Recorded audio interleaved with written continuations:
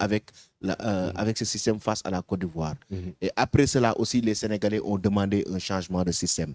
Face au Burkina Faso, le Sénégal tenu en échec, à la RD Congo, le Sénégal tenu en échec.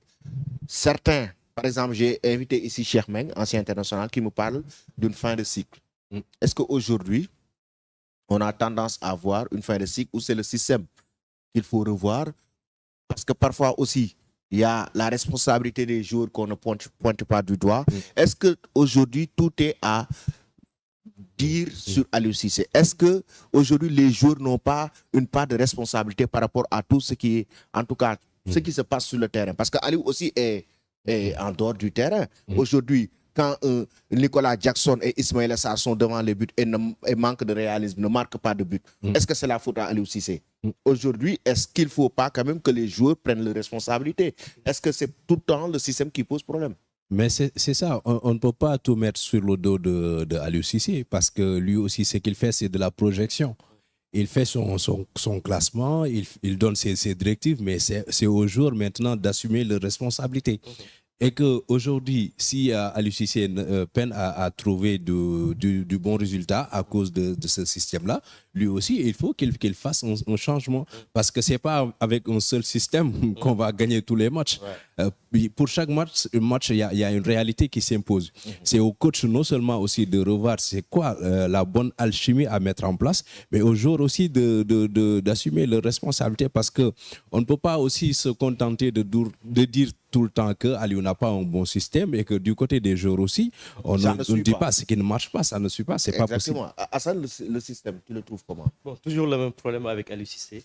Moi, je le dis toujours, c'est vraiment, on le dit merci d'abord de nous avoir amené en Coupe d'Afrique, mais moi je dis ça, c'est normal, c'est obligatoire, parce qu'on l'a mis ici pour nous amener en Coupe. Mais c'est quelqu'un qui est très têtu. Têtu, tellement têtu. Je ne dis pas qu'il est nul, mais si tu veux progresser dans ce domaine, surtout un entraîneur, il faut être ouvert. Il faut continuer à apprendre. Ça ne veut pas dire que tu es l'entraîneur de l'équipe nationale, que tu es un grand entraîneur. Moi, je n'ai rien contre lui, mais on parle de football. Je n'ai rien contre personne à la fédération, mais on parle de football. Le football avance. Aujourd'hui, on a eu la chance d'avoir des jeunes qui jouent dans des grands clubs, des jeunes qui ont faim, des jeunes qui aiment leur pays, des jeunes qui aiment des trophées, des jeunes qui aiment le défi. C'est pour ça qu'il a pris la coupe. Ce n'est pas Aliou, ni la fédération, ni personne. Il a eu la chance d'avoir un groupe qui est fin, avec une population qui était prête pour accompagner l'équipe. Et Dieu nous a donné la chance de gagner la coupe.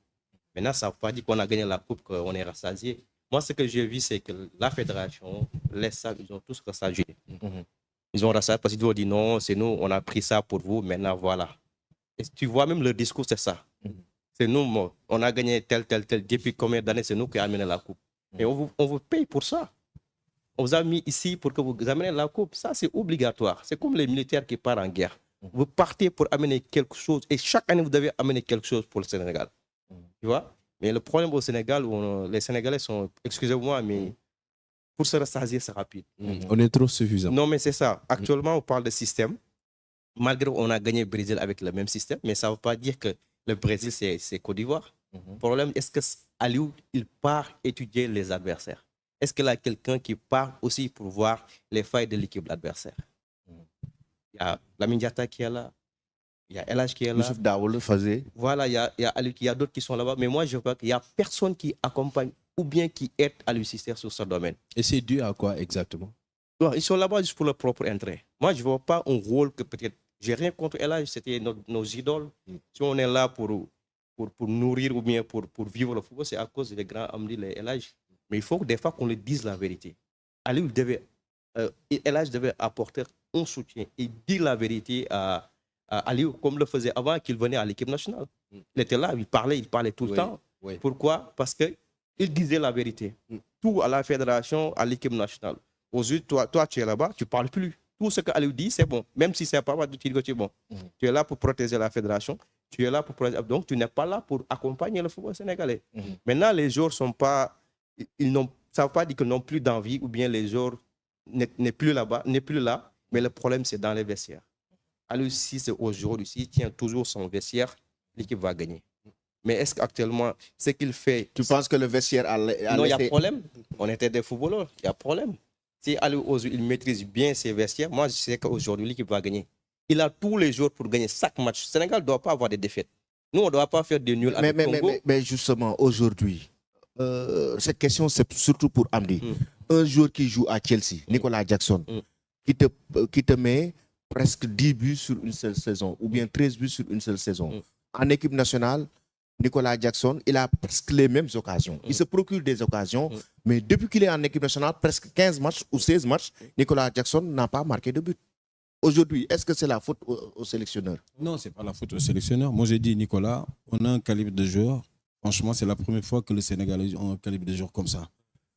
Moi, je le vois comme quand je parle, les 9 qui sont passés par là, que ce soit Ronaldo, Van Basten, machin d'autres comme ça, je le vois comme Benzema.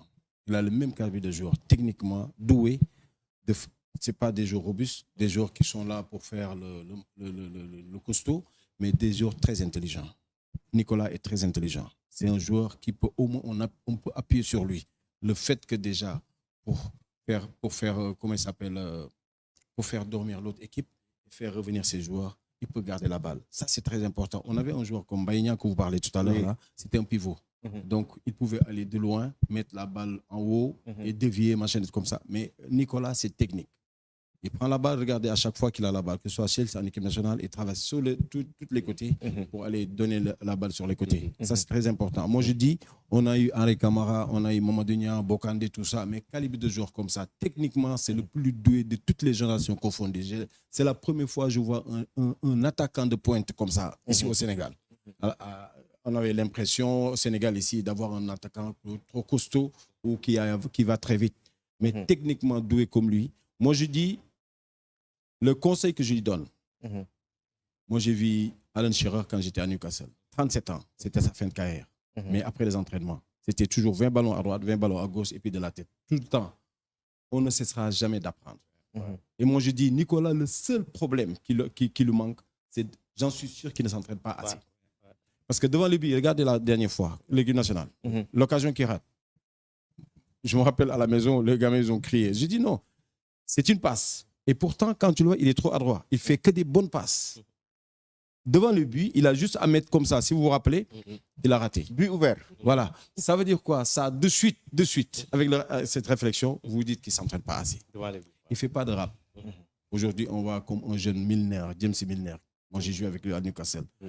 Le gamin, il finit l'entraînement, il est là. Tu vas à la douche, il est là. Tu vas aller devant, il y avait des vitres comme ça, vous regardez les gens s'entraîner. Il est là encore, il s'entraîne jusqu'à 3 heures, il repart. Aujourd'hui, regardez la carrière qu'il fait. Ronaldo, c'est la même chose. Il y a tellement, les Africains, c'est comme ça. Une fois que vous êtes doué techniquement ou machin comme ça, vous venez dans un pays. Vous ne pouvez pas faire plus beau que ceux qui sont là-bas. Moi, Giroud, on avait la chance, avec Giroud, il disait tout le temps, on avait l'impression, regarde, on disait comme Djibril Cissé, Capot, tout ça, qui conduisait des très belles voitures là-bas. Et on voyait Liane Lachuer, comment il s'appelle, ou Fabien Cole, des anciens qui roulaient avec des voitures françaises. Et les autres, c'était des voitures allemandes.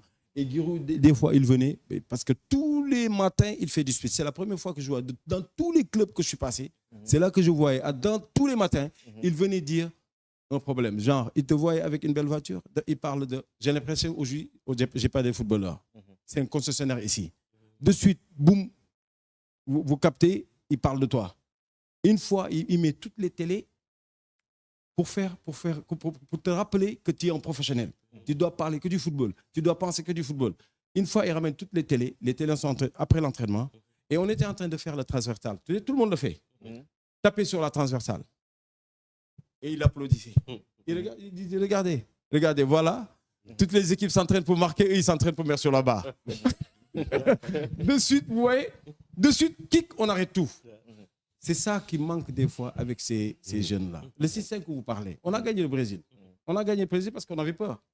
On a fait le système, on a fait les comptes. On n'avait pas, regarde, c'était des matchs comme l'équipe Sénégal-France, Sénégal-Brésil, Sénégal-Argentine. Mais qui c'est qui va te demander de te motiver? Tu vas te motiver tout seul. Ils se sont motivés tout seuls, c'était un match amical.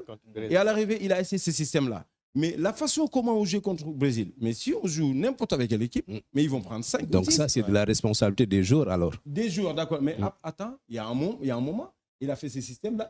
Qui il a mis en sentinelle là-bas? Il met un joueur qui n'a jamais joué en milieu de terrain, c'est Abdou Diallo. Ah, Mais c'est ça le problème. contre la Côte d'Ivoire, oui. Aliou, ses choix, c'est pas mal. Mais c'est du technique, des fois, il manque.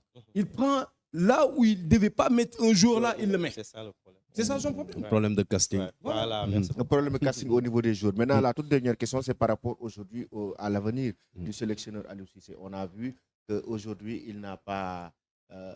Le ministère des Sports n'a pas prolongé.